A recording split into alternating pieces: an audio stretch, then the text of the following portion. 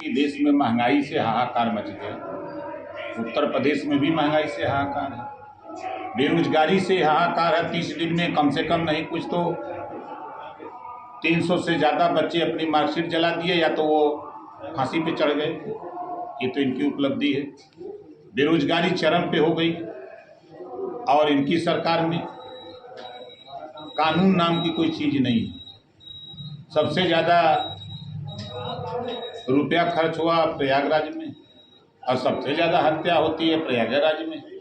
अभी 2 दिन पहले 5 लोगों की हत्या हो गई। ये 7-8 दिन पहले 5 लोगों की हुई थी। और आप देखिए इतना काम हुआ 30 दिन में कि पत्रकारों को थाने में कुर्ता निकलवा दिया, नंगा करवा दिया। बलिया में अगर पत्रकार ने सही बात छाप दिया तो बेचारा जेल चला गया। और जो असली मुलजिम है वो अपने कमरे में बैठा है, उसको संरक्षण दे रही है सरकार। और इनकी उपलब्धि आप देखते जाइए। प्रदेश में कोई दिन ऐसा नहीं कि आवारा पशु से लोग 1-2 लोग न मर रहे हों, झटक दे रहे हैं उलाट के।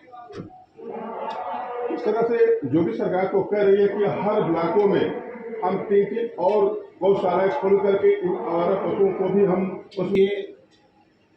गौशाला खोलना अलग बात है, गौशाला में व्यवस्था दें। क्या हाल है गौशाला का। जब मार्केट में भूसा 10 रुपया किलो और सरकार 1 रुपया रेट दे रही है तो 1 महीने का वो 10 दिन में घींच दे रहे हैं सब पशु।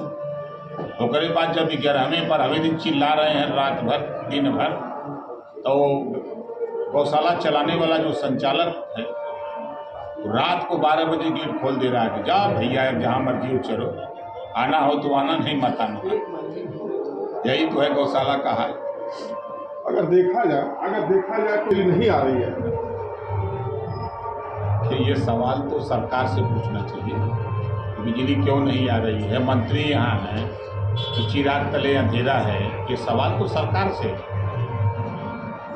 स्थिति ये है कि सरकार का ध्यान नफरत फैलाने में लगा हुआ है। भारतीय जनता पार्टी शुद्ध रूप से नफरत फैलाने में लगी है।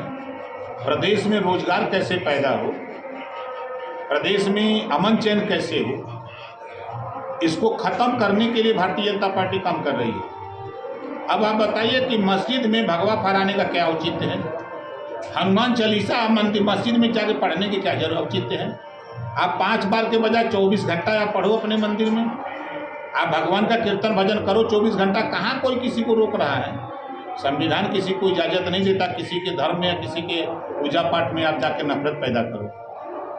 तो ये तो भारतीय जनता पार्टी हिंदू मुसलमान भारत पाकिस्तान इसी में मस्त है।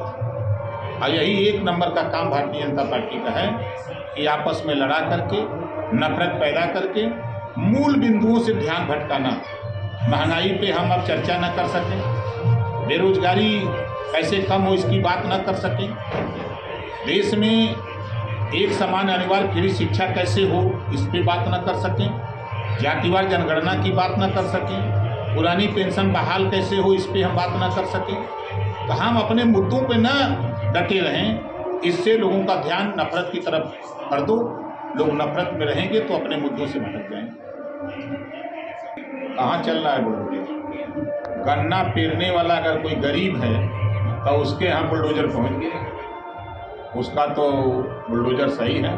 अभी कुछ दिन पहले जो गणेश दत्त मिश्रा के 60 करोड़ की संपत्ति बताई जा रही थी उस पर प्रशासन का बुलडोजर चल रहा है, उस पर क्या करना है। लखीमपुर में अजय मिश्रा ट्रेनिंग है, बुलडोजर क्यों नहीं चला। अभी गोरखपुर में 6 साल के बच्चे के 15 लाख रुपया रंगदारी टैक्स मांगा, नहीं दिया, वहाँ बुलडोजर कब जाएगा योगी जी का। गरीब बसा है 50 साल 60 साल से, उसके यहाँ बुलडोजर पहुँच जा रहा है। मदन यादव चुनाव लड़ते हैं, बहुत बड़ी माफिया हैं, उनके यहाँ बुलडोजर उनके घर पहुँच जा रहा है। SDM तहसीलदार सब लोग के पहुँच जा रहे हैं। लेकिन वहीं बनारस के स्थानीय निकाय चुनाव में माफिया की पत्नी चुनाव लड़ रही हैं और उनको सरकार संरक्षण दे रही है और भारतीय जनता पार्टी 170 उठ पा रही है। ढिढोरा पीट रही है कि मैंने 33 सीट जीत गया। एक भी भारतीय जनता पार्टी के नेता से जबान नहीं खुली कि हम अपने देश के प्रधानमंत्री के क्षेत्र में, जिले में 170 वोट मात्र पाए। कहाँ चला गया भाजपा का वोट? इस नाते कि वो पटेल लड़ रहा था, बैकवर्ड था, इस नाते उसको दबा के भाई क्यों मार के पे मत कर। कि हम जनता के बीच में एक समान अनिवार्य फ्री शिक्षा की बात को लेके, गरीबों का इलाज फ्री करने के सवाल पे, हम प्रदेश में ज़्यादा से ज़्यादा आज की तारीख में 11 लाख सरकारी पद खाली हैं, उसको भरने की बात को लेकर के, हम प्रदेश में अमन चैन करने के लिए, हम प्रदेश में जो नफरत की राजनीति है उसको ख़त्म करने के लिए जनता के बीच में। लेकिन जनता को ये बात जहाँ तक हम समझाए उन लोगों ने वोट दिया, और जहाँ हम समझाने में फेल रहे उन लोगों ने वोट नहीं दिया। इस तरह कि कोई खुश, पत्रकारों का हाल ये है कि थाने में कपड़ा उतार करके बैठाया गया।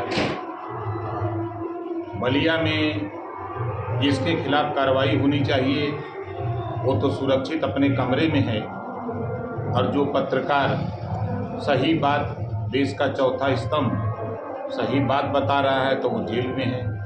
यही तो उपलब्धि है सरकार की।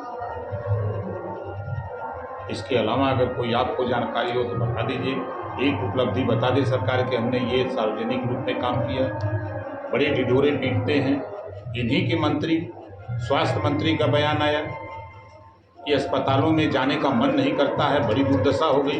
पिछली किसकी सरकार थी? भारतीय जनता पार्टी की सरकार। इन्हीं के सिंचाई मंत्री का बयान, इन्हीं के जल शक्ति मंत्री का बयान अभी सोनभद्र में कल मैंने सुना, 2 दिन पहले मैंने उनका ललितपुर में सुना कि उतना लूटो, उतना पैसा कमाओ, पूरा का पूरा मत ले लो। ये मंत्रियों के बयान है, हमारे नहीं। तो खुद उंगली उठ रही है, उन्हीं के मंत्री बता रहे हैं कि जो सच्चाई है। एक काम कोई बता दे जो सार्वजनिक सबके हित के लिए हुआ हो। अभी अभी मैं कल अखबार में पढ़ा कि 5 लोगों की एक ही रात को इलाहाबाद में, प्रयागराज में रात को हत्या हो जाती है। कुछ दिन पहले फिर 5 और हुआ था। कोई दिन बता दीजिए जिस दिन अपराध चरम पे न हो। हाँ, इनकी सरकार में एक चीज़ बढ़िया हो रहा है, खाता न बही जौन भाजपा कहे वह सही।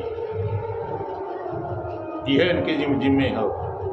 आज एक भी व्यक्ति महंगाई की बात नहीं करता है, एक समान अनिवार्य फ्री शिक्षा की बात नहीं करता है, गरीबों का इलाज फ्री में कैसे इस पे बात नहीं करता है, जातिवार जनगणना कैसे इस पे बात नहीं करता है। भारतीय जनता पार्टी ने एक चीज़ किया कि पूरे देश में नफरत पैदा कर दिया। भगवान राम और हनुमान जी को मस्जिद में पहुंचा दिया।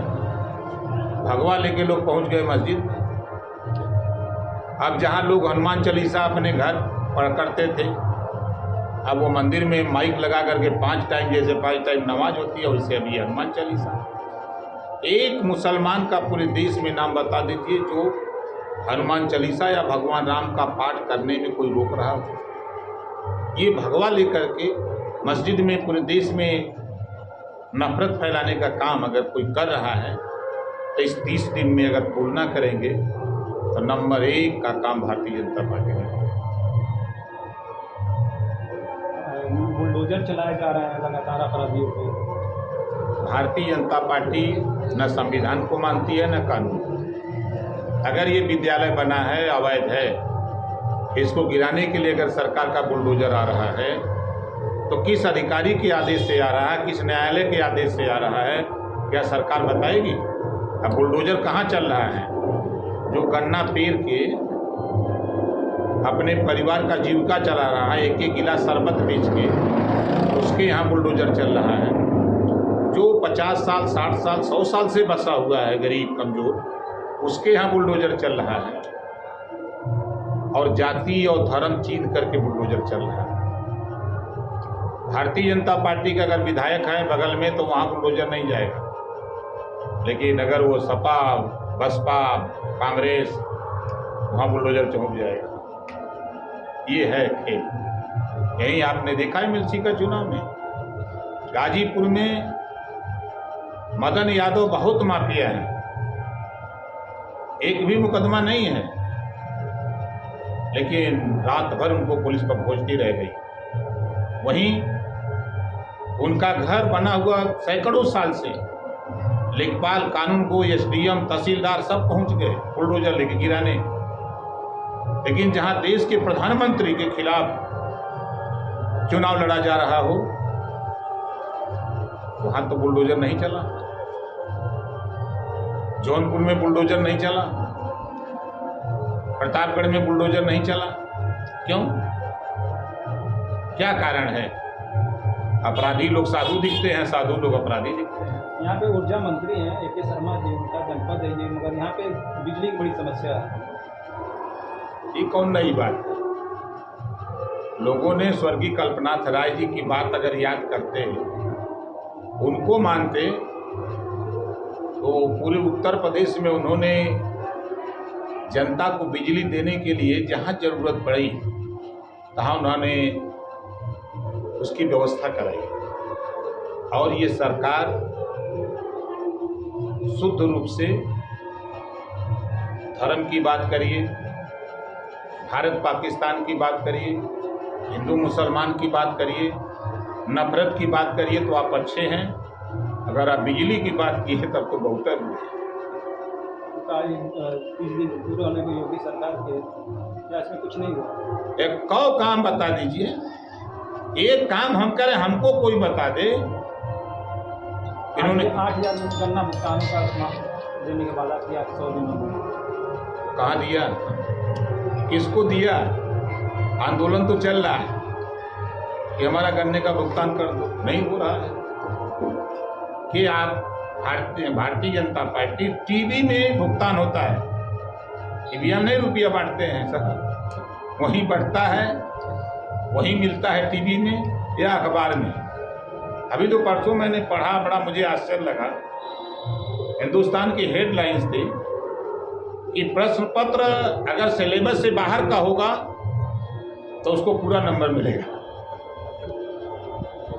प्रश्न पत्र बनाने वाला कौन है? उसके खिलाफ कार्रवाई की बात होती तो अच्छी बात होती। सिलेबस के बाहर का अगर प्रश्न आ गया तो उसमें पूरा नंबर बच्चे को मिलेगा। अब तो नया शासनादेश आ गया कि कोई नहीं फेल हो सकता, पढ़ो चाहे सुतो और चाहे खेलो, अब आप नहीं फेल हो सकते। ये नया आदेश, शासनादेश आ गया। अभी तक तो प्राइमरी में था ना, अब BSc को आ गया, BA को आ गया, अब MA तक नहीं फेल हो सकते, आप सब पास हो जाओगे। आपने एक बार कहा था कि जितना भारतीय जनता पार्टी के मंत्री देश पूछते हैं उतने हमारे भी ज़्यादा लोग दारू पी जाते हैं, आपने फायदा हुआ था है? आपको ये नहीं पता? आप शायद उसको सुने नहीं। सरकार जितना एक महीने में खर्च कर रही है या भारतीय जनता पार्टी जितना खर्च करती होगी, उतना एक दिन में गरीब, कमजोर, दारू पी करके उनको पहुंचा देते हैं। ये शराब क्यों नहीं बंद कर देते? कोई महीना बताइए कि जिस महीने में शराब पी करके लोग न मरते हो, कोई महीना बता दीजिए। आपकी इस कमिश्नरी में तो एक इतिहास है आजमगढ़ का, मऊ का इतिहास है, बलिया का इतिहास है। तो बर्बाद करने के लिए शराब है, जिसको नाश करना हो उसको परिवार में शराब पहुंचा दो। शिवपाल जी कहें कि आजम खान को लाने के लिए अगर मदद अखिलेश यादव और मुलायम सिंह यादव की होते, पैरवी की होते तो अंदर बाहर आ जाते। जितना आरोप उनके ऊपर उतना आरोप तो उनके ऊपर भी है। ये भी तो समाजवादी पार्टी के नेता हैं ना, और स्थापित नेता हैं। मुलायम सिंह जी के बाद अगर दूसरे नंबर का समाजवादी पार्टी में कोई नेता था तो माननीय शिवपाल यादव जी। तो जितना दोष ये माननीय मुलायम सिंह जी के ऊपर लगा रहे हैं, उतने दोष तो इनके ऊपर भी आ रहे हैं। ये क्यों नहीं किए? सत्ता में रहते हैं तो कुछ नहीं दिखाई देता है, सत्ता से बाहर आते हैं तो सब दिखने लगता है। हम तो समझ ही नहीं पा रहे। वहीं तो तारीख कोरिक लगन उगन भी पड़ गई थी 19 तारीख भाजपा में जाने की, और गए नहीं बेचारे। फिर जब उधर दरवाजा रोजा शायद बंद हो गया होगा, इससे बंद है, तो फिर चले गए जो है आजम खां के यहाँ भौकाल बनाने। कि नेता हैं, नेता दो मुहैया सांप होते हैं। अगर नेता इस तरह का बोले न तो आपका टीवी चलेगा, न तो नेता दिखेगा। समझ रहे हैं?